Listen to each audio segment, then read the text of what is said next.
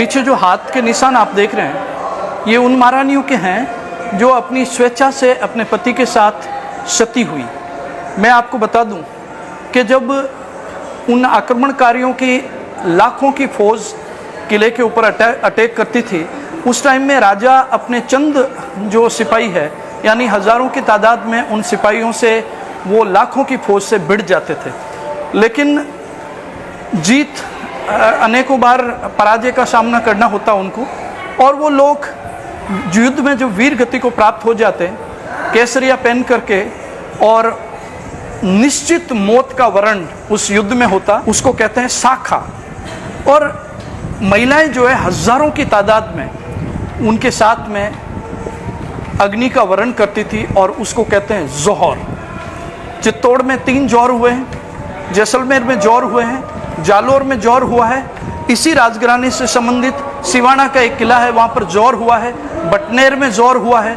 इस तरह हजारों की तादाद में महिलाओं ने जो है जौहर किया है। अगर वो चाहती तो जहर का कटोरा पीकर के मर सकती थी।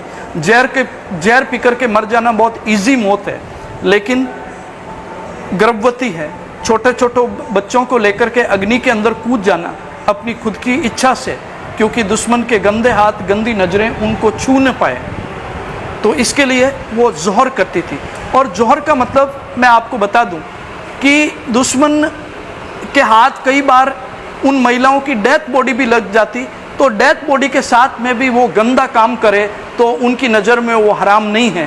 तो राजपूत वीरांगनाएं नहीं चाहती कि मरने के बाद में उनकी बॉडी को कोई टच करे, इसके लिए वो सामूहिक रूप से जौहर कर लेती, ताकि उनकी बॉडी के कोई हाथ ना लगाए। बॉडी नहीं मिले तो उनके साथ क्या होगा। तो ये आप दोनों साइड में जो आप देख रहे हैं निशान, ये उन सतियों के हैं जो अनेक युद्धों में जब उनके पति वीर गति को प्राप्त हो गए तो अपने पति की डेथ बॉडी के साथ में जिंदा जल जाती।